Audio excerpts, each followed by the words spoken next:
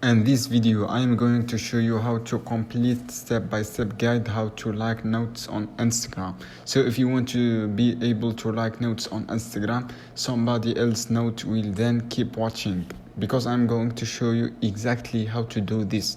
So guys, first step is going to be for us to just go to DAMs right here, and so you can actually see notes that we have.